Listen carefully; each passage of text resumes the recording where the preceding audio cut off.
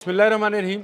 बोलते कालम के साथ मैं आमिर रज़ा खान और मैं आपको आज एक हदीस मुबारक जिसको हदीस जिब्राइल कहा जाता है उसका एक पार्ट बताऊंगा। ये एक बड़ी तवील हदीस है जो बहुत सारे मुस्तनद रावियों से और बहुत सारी मुस्तनद किताबों में सही हदीस के तौर पर पेश की जाती है।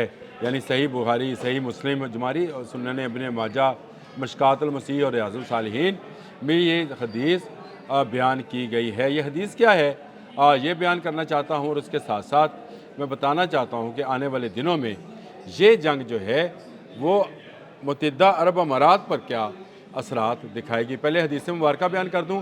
ये किताबुल ईमान है जी, सही बुखारी की, और हदीस नंबर है 50। सही मुस्लिम में ये हदीस नंबर 8 है, किताबुल ईमान ही है उसमें भी, और जो है सुनन इब्न माजा में हदीस नंबर 63 है।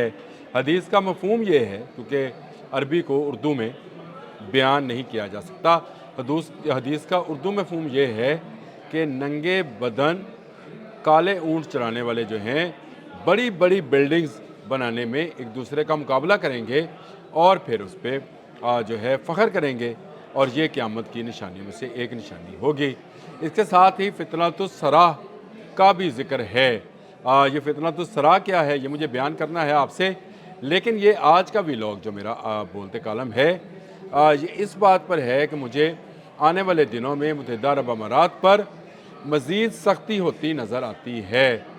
ये जो हदीस मुबारक है इसमें जो क़यामत की निशानी बयान की गई थी वो बड़ी बड़ी बिल्डिंग्स हैं। अब आप देख लें बुर्जुल अरब कहाँ पे है और बुर्ज खलीफा कहाँ पे है। क्या इनसे बुलंद इमारतें दुनिया में हैं? बुर्जुल जद्दा भी इसी में शामिल कर लें। क्या इनसे बुलंद इमारतें दुनिया में हैं? तो आपका जवाब होगा कि नहीं। तो ये बद्दू कौन हैं जो काले ऊँट चराया करते थे? याद रखिए, हजाज में काले ऊँट नहीं पाए जाते थे, सुर्ख ऊँट थे।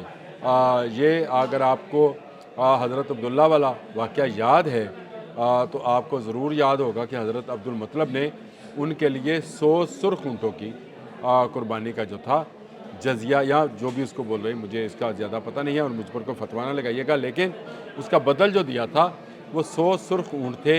यहाँ पर काले ऊँट नहीं थे। काले ऊँट कहाँ पे थे?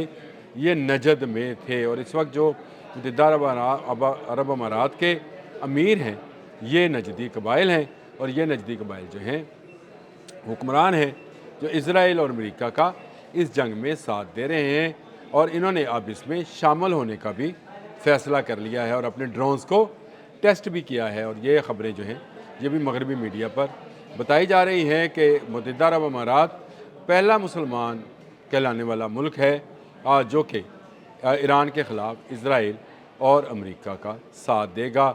दुबई में जो कुछ हो रहा था, जिस तरह के नाइट क्लब्स और कंपनीज़ काम कर रही थी और शराब खाने और जुए खाने थे, उसका आप यूरोप में बैठकर, यूरोप वाले भी तसव्वुर नहीं कर सकते हैं कि दुनिया के बेहतरीन शराब, खतून, बेहतरीन जुआ जो है वो इस अरब मुल्क के अंदर यानी मुत्तहिदा अरब अमारात के इस शहर के अंदर, जिसको दुबई कहा जाता है, या रियासत के अंदर किया जा रहा था। ये वो फितनतुस सराह है जिसका भी जिक्र हदीस की किताबों में मिलता है। मैं आपको उसका हवाला जात दे देता हूँ।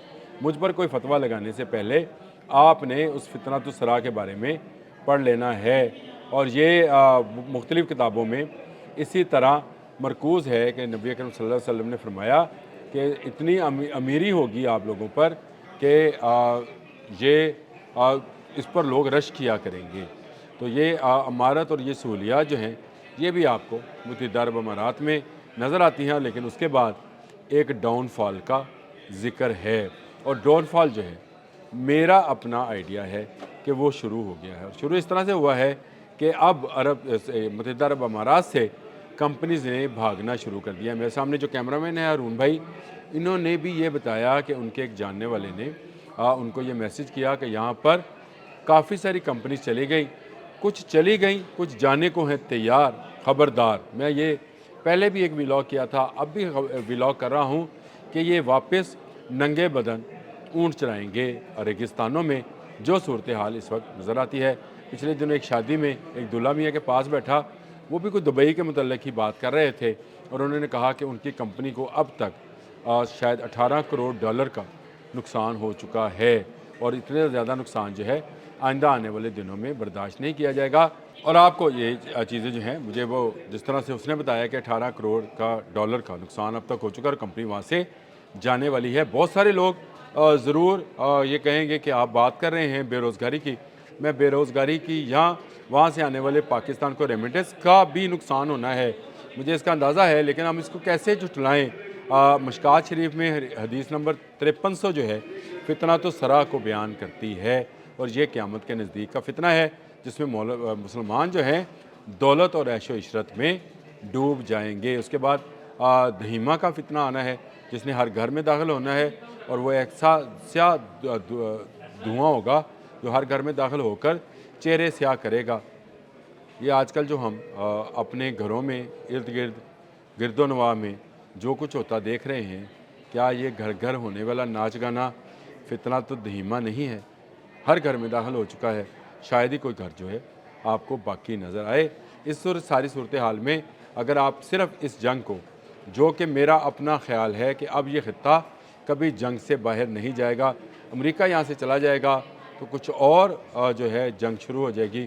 لیکن سب سے بری خبر جو ہے مجھے متحدہ عرب امارات کے متعلق نظر آتی ہے کہ وہاں پر یہ رونقیں واپس نہیں لوٹیں گی، اور اس کی بنیادی وجہ یہ ہے کہ یہ محفوظ نہیں رہے گا۔ اگر امریکہ خود کو نہ بچا پایا، امریکہ اپنے جہاز تباہ کرا رہا ہے، اپنے بیوٹیفل آرمیڈاز تباہ کرا رہا ہے، امریکہ کے اڈے جو ہیں وہ تباہ و برباد ہو گئے، اسرائیل میں تباہی و بربادی کے نشانات کچھ آ گئے، کچھ میڈیا سے دکھائے جا رہے ہیں۔ ایسی صورتحال میں مجھے بتائیں جب امریکہ یہاں سے جنگ چھوڑ کر بھاگ جائے گا تو ان گلف سٹیٹس کا کیا بنے گا؟ یہ ایک ایسا سوال ہے کہ جس کا جواب ان کے پاس بھی نہیں ہے۔ یہ سارے ایران کے مرہون منت ہوں گے۔ ایران جس کو چاہے گا آپ نے حرمت سے گزرنے دے گا، جس کو چاہے گا بند کر دے گا۔ اور اگر یہ اسرائیل کی طرف جانا چاہیں گے کہ اسرائیل میں سے ایک پائپ لائن جو ہے ابو دھابی سے جو ہے وہ پائپ لائن چلے آئل کی، اور وہ اسرائیل سے جا کر حیفا کی، تو حیفا کی بندرگاہ کون سی ایران سے محفوظ ہے؟ اگر آپ پچھلے دنوں کی خبریں اٹھا کر دیکھ لیں تو حزب اللہ نے ہی حیفا پر قیامت ڈھائی ہوئی ہے، اور یہ جو پوری پائپ لائن ہوئے گی یہ تو ایک بڑا نشان ہوگا۔ تو کیا ہر گز پر ایک جو ہے انٹرسیپٹر لگایا جائے گا اس آئل کی حفاظت کے لیے؟ تو یہ سارے کے سارے ایران کے ہی مرہون منت رہیں گے۔ اور یاد رکھیں جو یہ سمندر کی تجارت ہے یہ کبھی ختم نہیں ہو سکتی۔ آئل پائپ لائنز کے ذریعے گزارا جا سکتا ہے، کھانے پینے کی اشیاء، ادویات، یہ پائپ لائن سے نہیں بندرگاہوں سے ہی آئے گا۔ آنے والے دنوں میں حالات سخت سے سخت ہوتے چلے جائیں گے، اور یہ جو خبر ہے کہ متحدہ عرب امارات اس جنگ میں شامل ہونا چاہتا ہے امریکہ اور اسرائیل کے ساتھ، یہ اور خطرناک ہوگی، کیونکہ دبئی کی بڑی بڑی لمبی اونچی بلڈنگز جو ہیں جو بادلوں سے بھی اوپر نکل گئی ہیں، جن میں ٹائم زون ڈیفرنٹ ہے۔ اب برج خلیفہ میں جو گراؤنڈ فلور پہ ٹائم ہے نا، وہ اس کی اپر سٹوری پہ وہ ٹائم نہیں ہے، ٹائم فریم میں بھی ڈفرینس ہے۔ تو کیا یہ مسائل سے بچ سکتی ہیں؟ یہ مسائل سے ہرگز نہیں بچ سکتی ہیں۔ یہاں مجھے دوبارہ سے بدو وہ تہمت باندھے کالے بدن جو ہے اونٹ چلاتے نظر آتے ہیں۔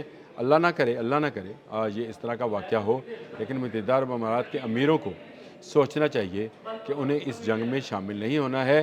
اگر ایران ان کے اندر موجود امریکی اڈوں کو نشانہ بنا رہا ہے تو یہ خاموشی اختیار کریں، امریکہ سے دور ہو جائیں، امریکہ سے کہیں کہ آپ اپنے اڈے اور اپنی جو چیزیں ہیں یہاں سے اٹھا کر لے جائیں۔ ٹھیک ہے، وقتی طور پر کمپنیز بھی چلی جائیں گی، لیکن جو باقی رہ جائیں گی وہ اس کے کاروبار زندگی کو چلاتی رہیں گی۔ لیکن وہ خوشحالی اور وہ عیاشی جس کو فتنہ تو سرا کہا گیا ہے، اب شاید دبئی میں دوبارہ نظر نہ آئے۔ پاکستانیوں کا، بہت سارے پاکستانیوں کا اور دنیا کے بہت سارے ممالک کا رزق روزگار ان ریاستوں سے وابستہ ہے۔ مجھے ان کے ساتھ بالکل ہمدردی ہے، لیکن جو قرآن و حدیث میں چیزیں آتی ہیں ان کو بھی ہمیں دیکھنا ہے کہ ان کے لیے کیا یہ زمین تیار نہیں کی جا رہی؟ کیا جو امریکی وزیر جنگ ہے اس نے دوبارہ سے حضرت عیسیٰ کے آنے کا ذکر کر کے کہا کہ یہ جنگ عیسیٰ کے آنے کی تیاری ہے؟ نہیں کہا۔ کیا کروسیڈ اس کو نہیں کہا؟ تو یہ مسلمانوں کے خلاف ہی جنگ ہے جس کو اس وقت ہم ایران کے خلاف جنگ سمجھ رہے ہیں۔ اس میں تمام مڈل ایسٹ و مشمول سعودی عرب جو ہے وہ بھی انوالو ہے۔ یہ کروسیڈ ہے، اس کو سمجھیں پوپ نے اس کے لیے دعا کرنے سے انکار کر دیا ہے کیونکہ وہ اس کو ظلم سمجھتے ہیں۔ آپ مسلمان بھی اگر آپ نے آپ کو مسلمان سمجھتے ہیں تو اس جنگ سے دور رہیں۔ میں یہ متحدہ عرب امارات والوں کو بتا رہا ہوں کہ ان کے لیے آنے والے دنوں میں مزید سختی آ سکتی ہے اگر انہوں نے اس جنگ میں امریکہ کا ساتھ دینا چاہا تو۔ اب تک کے لیے اتنا ہی۔ اللہ حافظ۔